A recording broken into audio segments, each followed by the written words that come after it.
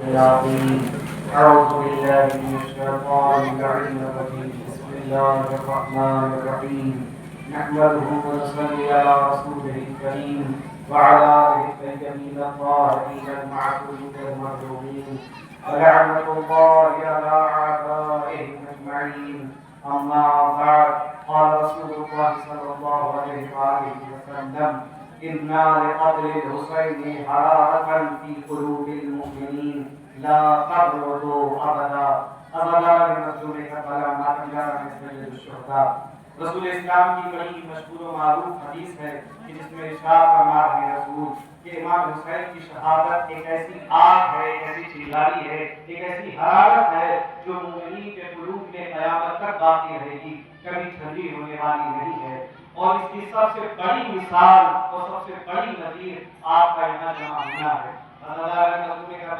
یہ ماتمدار، یہ آزادار، یہ انجمن ہے حسینی، یہ انجمنوں کا آنا اور اس طریقے سے ماتم کرنا، نہ یہ دیکھنا کہ دن ہے یا رات، نہ یہ دیکھنا کہ گرمی ہے یا سردی، نہ یہ دیکھنا کہ موسم میں کیا تبدیلیاں ہیں، کیا اتار و چڑھاؤ ہے، لیکن پھر بھی وہ یہاں جاتے ہیں، ماتم کرتے ہیں، سینہ رنی کرتے ہیں. یہ اس بات کی علامت ہے کہ رسول نے 1400 سال پہلے جو حدیث ارشاد فرمائی تھی آج بھی وہ موجود ہے. اور رسول کی وہ حدیث یا آج آپ کے ذریعے سے یہ ثابت کر رہی ہے اور مصدق ہو رہی ہے اور صادق آ رہی ہے کہ دیکھ لو جو ہم نے کہہ دیا قیامت باقی ہے کہ امام حسین کی شہادت ایک ایسی چنگاری ہے، ایک ایسی حرارت ہے جو قیامت تک مومنین کے قلوب میں باقی رہے گی، کبھی چھٹی ہونے والی نہیں ہے.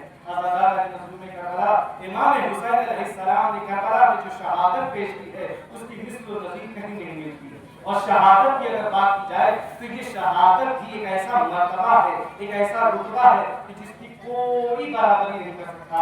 اسلام میں سب سے بڑا جو رتبہ امامت کے بعد پایا ہے وہ ہے شہادت. عزیزان گرامی، آپ نے سنا ہے کہ رسالت ایک رتبہ ہے، ایک عہدہ ہے، نبوت ایک رتبہ ہے، ایک عہدہ ہے، لیکن تمام نبوت اور رسالت سے بھی بڑا رتبہ اور عہدہ امامت کا ہوتا ہے. لیکن اسلام میں امامت کے بعد جو سب سے بڑا رتبہ قرار پایا وہ شہادت کا ہے. اور اگر شہید کی بات کی جائے تو قرآن کہہ رہا ہے وَلَا تَحْسَبَنَّ الَّذِينَ قُتِلُوا فِي سَبِيلِ اللَّهِ أَمْوَاتًا. جو راہ خدا میں شہید ہو جائے اسے مردہ تصور نہ کرنا، اسے مردہ گمان نہ کرنا. عزیزان گرامی، شہید تو بہت ہوئے دنیا میں. ایک فکر دے رہا ہوں، ذرا سوچئے گا کہ آدم سے لے کے قاتل تک نہ جانے کتنے انبیاء آئے اور شہید ہوئے، دنیا سے چلے گئے. شہادت کی اگر بات کی جائے تو شہادت میں لوگ دنیا کے لیے بھی شہید ہوتے ہیں، دین کے لیے بھی شہید ہوتے ہیں، اپنے ملک کے لیے بھی شہید ہوتے ہیں، اپنے مذہب کے لیے بھی شہید ہوتے ہیں. اگر ملک کے لیے شہید ہوتا ہے تو اس کو بھی شہید کہا جاتا ہے. اگر آج کوئی ہندوستان کے بارڈر پہ جا کے لڑے اور شہید ہو جائے تو اسے بھی شہادت کا درجہ دیا جاتا ہے اور کہا جاتا ہے شہید ہے. اور اس کی یاد میں ہر سال اس کے لیے سوگ منایا جاتا ہے. یہ شہادت کا مرتبہ ہے کہ دنیا میں بھی شہید کا اتنا رتبہ اور مقام ہے. اسی طرح دین میں بھی شہادت کا بہت رتبہ اور مقام ہے. لیکن عزیزان گرامی، ایک سوال ہے آپ سے، بتائیے مجھے کہ آدم سے لے کر قاتل تک جتنے لوگ بھی شہید ہوئے کیا وہ اس آیت کے مصداق قرار پائے کہ جس میں قرآن کہہ رہا ہے وَلَا تَحْسَبَنَّ الَّذِينَ قُتِلُوا فِي سَبِيلِ اللَّهِ أَمْوَاتًا. کہ خبردار جو راہ خدا میں شہید ہو جائے اسے مردہ گمان نہ کرنا، مردہ گمان نہ کرنا، بلکہ آگے قرآن کہہ رہا ہے بَلْ أَحْيَاءٌ، بلکہ وہ زندہ ہے. پھر قرآن آگے کہہ رہا ہے وَعِندَ اللَّهِ يُرْزَقُونَ، اور اللہ کی طرف سے وہ کیا پاتے ہیں؟ رزق پاتے ہیں. عزیزان گرامی، بتائیے آدم سے لے کر اب تک کون سا ایسا شہید ہے کہ جس کے پاس اللہ کی طرف سے رزق بھی آیا ہو اور یہ بتا رہا ہو کہ ہم زندہ ہیں؟ لیکن کربلا کے میدان میں جب سر و تن میں امام حسین کی جدائی ہو گئی، انہوں کے نیزہ پہ سر بلند ہو گیا، امام حسین نے تلاوت کر کے بتایا ہم زندہ بھی ہیں اور شہید بھی ہیں. ایسا بات ہم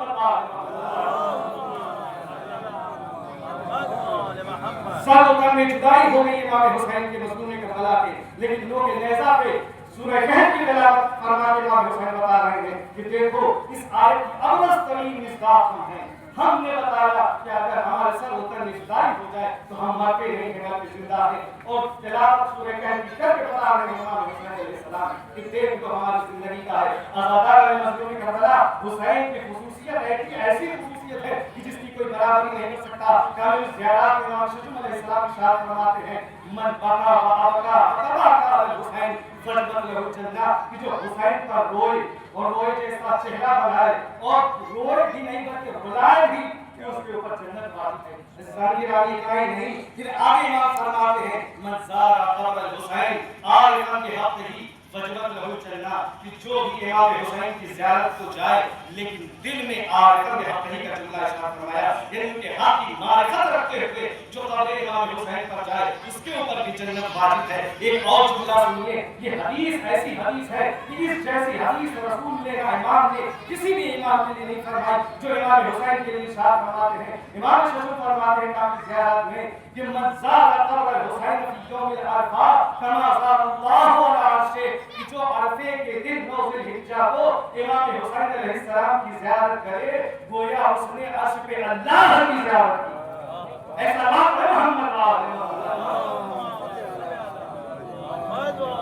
ये खुसूसियत इमाम हुसैन से है, इमाम मज़लूम करबला से है हुसैन गिरानी, कि हुसैन जैसी शहादत न दुनिया में किसी ने दी है और न दे सकता है। और हुसैन वो शख्सियत है कि जिसके लिए हम आज़ादार फख्र से एक जुमला कहते हैं। कुरान में सूरह नूह का 21वीं आयत है जिसमें खुदा कह रहा है अक़ीमुस्सलात वला तकूनू मिनल मुशरिकीन, नमाज कायम करो मुशरिकीन में से मत हो जाओ। इसका मतलब ये समझ में आया कि जो नमाज न पढ़े वो मुशरिक है। लेकिन याद रखिएगा सारी गिरानी, खुदा क्या कह रहा है, नमाज कायम करो मुशरिकीन में से ना हो जाओ। आप आज किसी भी फिरके के पास चले जाएं, चाहे वो सुन्नी हो, चाहे शिया हो, मालिकी हो, हंबली हो, शाफी हो, हनफी हो, जितने भी फिरके वाले इस दुनिया में मौजूद हैं सब यही कहते हुए मिलेंगे नमाज पढ़िए, नमाज पढ़िए, दीन का सुकून है नमाज। अगर ये कबूल तो सारे अमाल कबूल, रसूल की हदीस है इन कोबेला कोबेला मा सिवाहा व इन दुद्दा दुद्दा मा सिवाहा, अगर नमाज कबूल तो सारे अमाल कबूल, अगर नमाज रद्द कर दी गई तो सारे अमाल रद्द कर दिए जाएंगे। अज़ीज़ान करबला, अज़ीज़ान मामदार सैयद शुहदा, तमाम फिरका यही कह रहा है कि नमाज पढ़ो, लेकिन कुरान में खुदा कह रहा है नमाज कायम करो। बच्चों खुदा क्या कह रहा है, नमाज कायम करो। आज चाहे शिया हो चाहे सुन्नी हो सब यही कह रहे हैं नमाज पढ़ो, लेकिन कुरान क्या कह रहा है, नमाज कायम करो। अगर आप देखें तो आप और हम बड़े फखरिया अंदाज से ये कह सकते हैं और कहते हैं हर नमाज के बाद जब ज़ियारत वारसा पढ़ते हैं तो बड़े फखरिया अंदाज में कहते हैं अशहदु अन्नका क़द क़मत सलात, ऐ हुसैन हम गवाही देते हैं कि आपने नमाज कायम की, आपने दीन को जिंदा किया, नमाज को जिंदा किया। आवाज़े बुलंद नारे सलवात। ये शरफ हमें हासिल है आदम से लेकर आदम तक जितने भी अंबिया आए, जितने भी पैगंबर अंबिया आए, उनसे आप पूछिए कि क्या आदम से लेकर आदम तक किसी भी नबी से ये कह सकते हैं कि ऐ मेरे नबी अल्लाह या रसूल अल्लाह, चाहे 313 नबी हो चाहे उलुल अज़्म पैगंबर हो, आप पूछिए उनकी उम्मत से कि कहा हो कि या रसूल अल्लाह ने हम गवाही देते हैं कि नमाज कायम कर दिया, लेकिन हम वाहिद वो हैं, हम वो आज़ादार हैं कि हमें ये शरफ हासिल हुआ कि हम कहते हैं हर नमाज के बाद अशहदु अन्नका क़द क़मत सलात, ऐ हुसैन हम गवाही देते हैं कि आपने नमाज को कायम किया, नमाज को जिंदगी दी। आज़ादार मज़लूम करबला, मातमदार सैयद शुहदा, बाद क़त्ल इमाम हुसैन, हुसैन पर और हुसैन के घराने पर वो जुल्म हुआ कि अगर दुनिया तक ऐसे मसाइल हुए हैं ना होंगे। इसी वजह से हर इमाम ने इमाम हुसैन पर फिदिया किया, हर इमाम ने सैयद शुहदा का मातम किया। अज़ीज़ान मातमदार सैयद शुहदा, एक मिसाल देता हूँ, इमाम कासिम अलैहिस्सलाम की रवायत में मिलता है कि बाद क़त्ल इमाम हुसैन सैयद सज्जाद 40 साल तक अपने बाप की फिदिया करते रहे, 40 साल तक सैयद सज्जाद अपने बाप पर रोते रहे। लेकिन अज़ीज़ान गिरामी आज एक इमाम का मिसाल दे रहा हूँ जो जब तक जिंदा रहे तब तक इमाम पर गिरिया करते रहे। किसपे गिरिया करते रहे? वो बेटा जो अपने बाप को गिरिया करता था उस बेटे पर दूसरा इमाम गिरिया कर रहा है। जानते हैं वो इमाम कौन है? इमाम कासिम अलैहिस्सलाम। आज़ादार मज़लूम करबला तारीख लिखती है कि इमाम कासिम अलैहिस्सलाम को कई कैदखाने में मुंतकिल किया गया।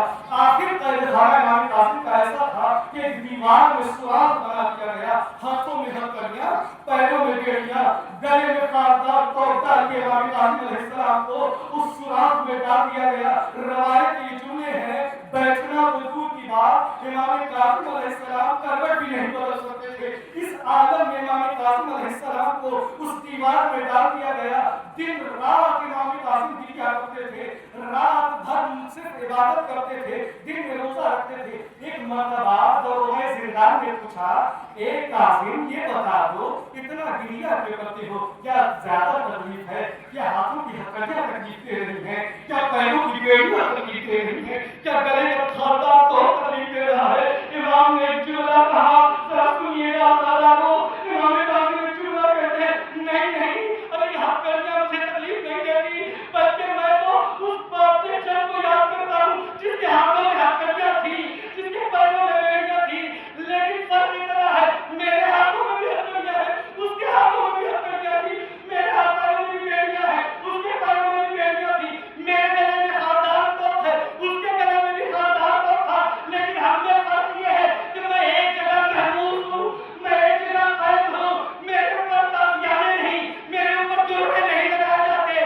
اور مجھے دھوپ میں نہیں بلایا گیا، لیکن آج سید سجاد ارے جس کو اس کے بعد کے مرنے کے بعد ہاتھوں میں ہتھکڑیاں پہنائی گئی، ارے قید خانے سے جب لے جایا جانے کا شام کی طرح اس عالم میں لے جایا گیا، امام قاضی فرماتے ہیں ارے میرے جسم کو اس عالم میں لے جایا گیا جیسے جانور کو گھسیٹا جائے، اس طریقے سے سید سجاد کو گھسیٹتے تھے اور یہ کہتے تھے چل جلدی چل، ارے ہمیں جلد شام پہنچنا ہے۔ آزادار مظلوم کربلا اس مزار کو آخری کی طرح سن لیجیے، جب کربلا میں سب شہید ہو گیا، حبیب کا ایک بیٹا تھا جس کا نام قاسم تھا، قاسم ابن حبیب، اور جب کوفے میں یہ قافلہ پہنچا ہے، ارے تمام شہداء کے سر نوکے نیزہ پر جب کوفے میں پہنچے ہیں، تاریخ لکھتی کیا ہے، یہاں قاسم ابن حبیب آگے بڑھا، اس نے اپنے باپ کا سر نوکے نیزہ پہ دیکھا، دیکھنے کے بعد توڑ گیا اور آگے کہتا کہ اے پوری، ارے یہ میرا باپ کا سر ہے، مجھے دے دے، کہتا نہیں مجھے اس کے عوض میں انعام ملے گا، قاسم کہتے کیا ہے، ارے میں تجھے انعام دیتا ہوں، یہ سر مجھے دے دے، وہ راضی نہیں ہوا۔ آزادارہ نے مظلوم کربلا جیسے ہی یہ کوفے سے قافلہ نکلا شام کی جانب کے لیے، تاریخ لکھتی یہ ہے کہ 10 جوانوں کو لے کر کے قاسم نے پوری پر حملہ کیا، حملہ کرنے کے بعد باپ کا سر حاصل کر لیا اور سر لے کر کے سید سجاد کے قریب سے گزرا اور یہ کہتا ہوا گزرا کہ جس کا جوان بیٹا زندہ ہو اس کے باپ کا سر نوکے نیزہ پہ نہیں ہوتا، اور جیسے ہی یہ جملہ سید سجاد نے سنا تڑپ کے کہتے ہیں اے بابا ارے مجھے معاف کر دینا، تمہارا بیٹا اتنا مجبور، ہاتھوں میں ہتھکڑیاں، پیروں میں بیڑیاں، کمر میں لنگر، اے میرے بابا